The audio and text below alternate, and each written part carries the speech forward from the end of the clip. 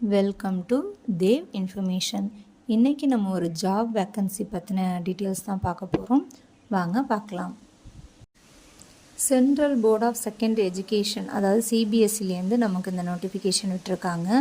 என்ன அப்படின்னா, சூப்பரண்டென்டென்ட் போஸ்ட்டுக்கும் ஜூனியர் அசிஸ்டன்ட் போஸ்ட்டுக்குமான வேக்கன்சி கொடுத்துருக்காங்க. இதில் ஃபஸ்ட்டில் பாருங்கள், போஸ்ட் கோடு குரூப் பிசி கொடுத்துருக்காங்க. சூப்பரண்டென்டென்ட்டுக்கு பே லெவல் 6 இருக்கும். ஜூனியர் அசிஸ்டண்ட்டுக்கு பே லெவல் 2 இருக்கும். மேக்ஸிமம் ஏஜ் என்ன அப்படிங்கிறது கொடுத்துருக்காங்க.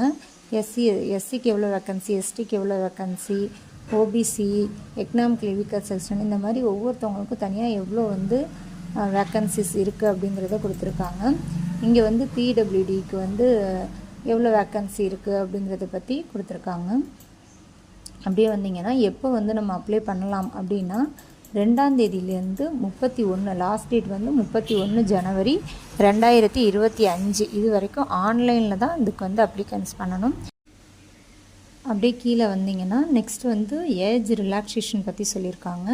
எஸ்சிஎஸ்டிக்கு 5 இயர்ஸும், ஓபிசிக்கு 3 இயர்ஸும், பிடபிள்யூபிடிக்கு 10 இயர்ஸும், அதே மாதிரி எஸ்சிஎஸ்டிலே பிடபிள்யூபிடி இருக்கவங்களுக்கு 15 இயர்ஸ். இந்த மாதிரி ஏஜ் ரிலாக்ஸேஷன், உமனுக்கு பாருங்கள் 10 இயர்ஸு, இந்த மாதிரி ஏஜ் ரிலாக்ஸேஷன் கொடுத்துருக்காங்க. அதையும் பார்த்துக்கோங்க. ஏஜ் ரிலாக்ஸேஷன் முடிஞ்சோன்னே பாருங்கள், ரெக்யர்மெண்ட் ரூல்ஸ் கொடுத்துருக்காங்க. இப்போ நீங்கள் சூப்பரண்டென்டென்ட் போஸ்ட்டுக்கு அப்ளை பண்ணுறீங்க அப்படின்னா, நீங்கள் bachelor degree from recognised university or அதுக்கு ஈக்குவலான இது படிச்சிருக்கணும்.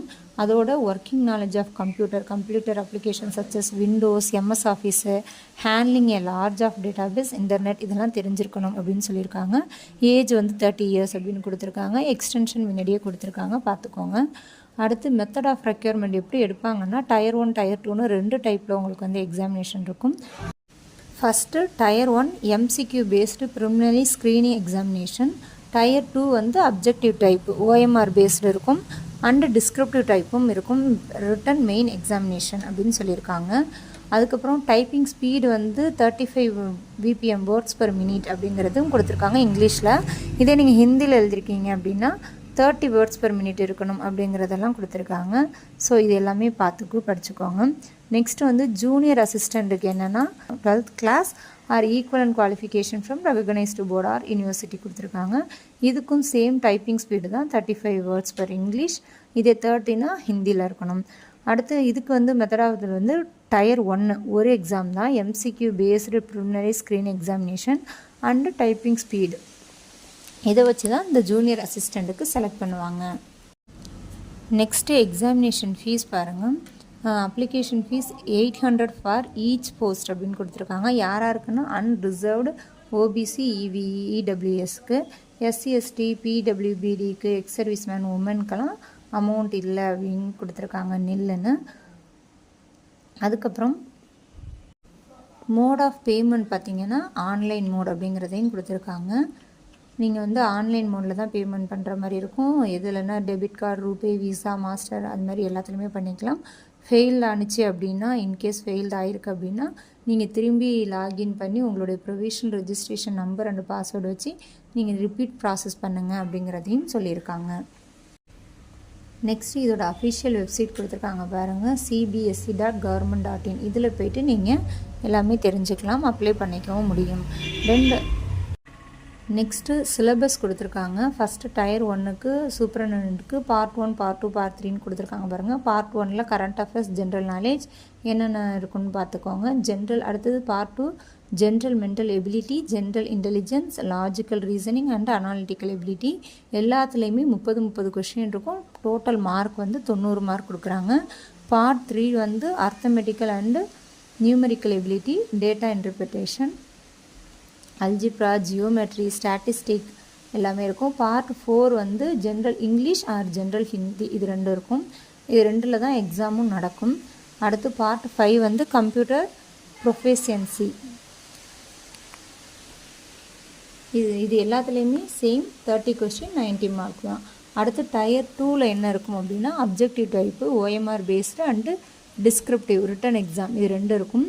Current affairs, Indian history and culture, Indian economy, Indian geography, science and technology, concepts issued and dynamics of public administration and management syllabus, constitution of India, polity, governance அதெல்லாம் இருக்கும். அது எல்லாத்துக்குமே எத்தனை question, எவ்வளோ மார்க் எல்லாமே கொடுத்துருக்காங்க. அதையுமே நீங்கள் செக் பண்ணி பார்த்துக்கோங்க. நெக்ஸ்ட்டு வந்து ஜூனியர் அசிஸ்டண்ட்டுக்கு என்ன மாதிரி சிலபஸ் இருக்குங்கிறத கொடுத்துருக்காங்க. அவங்களுக்கு டயர் 1 தான் இல்லையா, ஸோ அந்த ஒரு இதுக்கான சிலபஸ் மட்டும் கொடுத்துருக்காங்க. அதையும் பார்த்துக்கோங்க. இதில் வந்து எவ்வளோ கொஷின் இருக்கும். ஜென்ரல் நாலேஜ்னால் 30, 90 மார்க்கு. ரீசனிங், மேத்தமெட்டிக்கல் எபிலிட்டியில் 25 தான், 75 மார்க்கு. அந்த மாதிரி எத்தனை கொஷின்ஸ் வரும் அப்படிங்கிறதையும், டைமிங் 2 hours அப்படிங்கிறதையும் கொடுத்துருக்காங்க. உங்களுக்கு போத் வந்து ஹிந்தி அண்ட் இங்கிலீஷ் இது 2ல் தான் வந்து எக்ஸாமினேஷன் இருக்கும் அப்படிங்கிறத சொல்லியிருக்காங்க. அதுக்கப்புறம் சிட்டிஸ் ஆஃப் எக்ஸாமினேஷன் பாருங்கள்.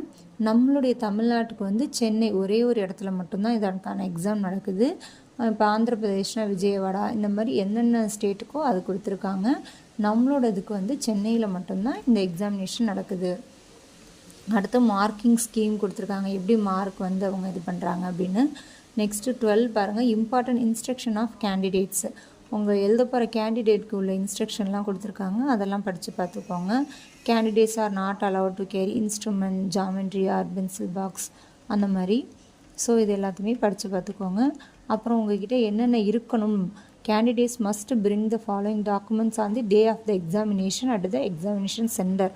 உங்களுக்கு எக்ஸாமினேஷன் சென்டரில் எக்ஸாம் அன்னைக்கு நீங்கள் என்னென்னலாம் வச்சுருக்கணும் அப்படின்னு சொல்லியிருக்காங்க பாருங்கள். அட்மிட் கார்டு வச்சுருக்கணும், பாஸ்போர்ட் சைஸ் ஃபோட்டோகிராஃப் வச்சுருக்கணும், உங்களோட ஒரிஜினல் ஐடி வந்து வச்சுருக்கணும், அது எக்ஸ்பயர் ஆகிருக்கக்கூடாது, வேலிடாக இருக்கணும், அதெல்லாம் சொல்லியிருக்காங்க பாருங்கள்.